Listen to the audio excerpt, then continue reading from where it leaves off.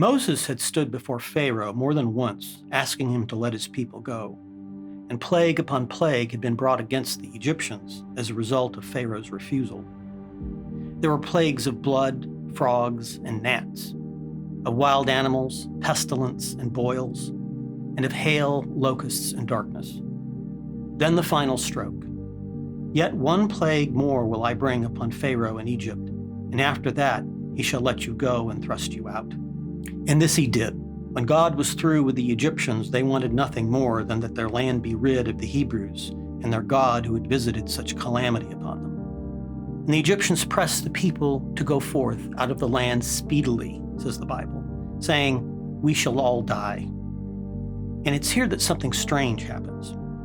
And the children of Israel did as Moses had commanded, and they asked of the Egyptians vessels of silver and gold, and very much raiment. And the Lord gave favor to the people in the sight of the Egyptians, so that they lent unto them, and they stripped the Egyptians.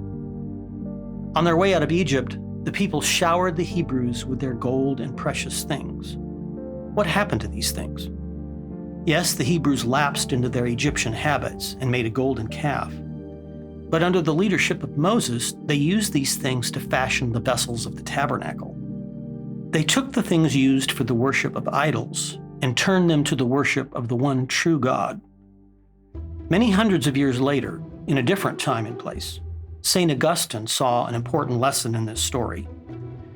Just as by the command of God, the Hebrews despoiled the Egyptians of their treasures and turned them to the service of God, we are therefore commanded to take the intellectual treasures of the pagans and turn them to better use. In the same way, all branches of heathen learning, said Augustine, have not only false and superstitious fancies and heavy burdens of unnecessary toil, which every one of us ought to abhor and avoid, but they contain also liberal instruction, which is better adapted to the use of the truth, and some most excellent precepts of morality, and some truths in regard even to the worship of the one God are found among them.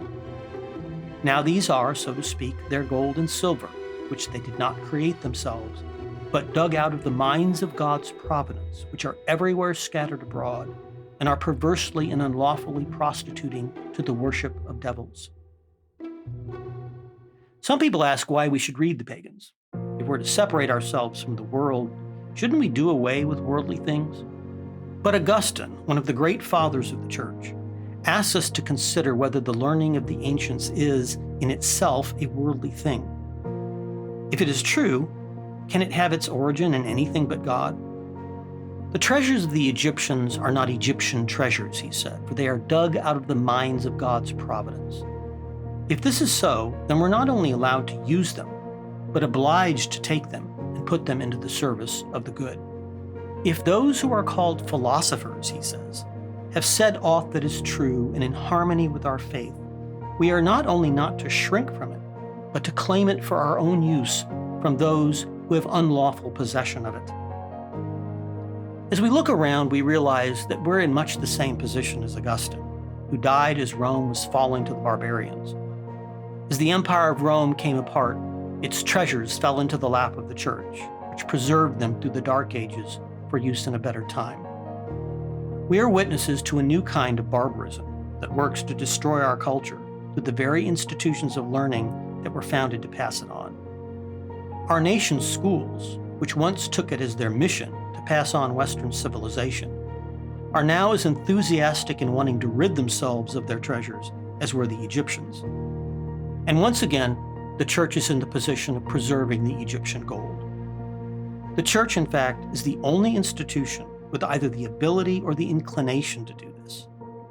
It is only Christian men, said Chesterton, who guard even heathen things.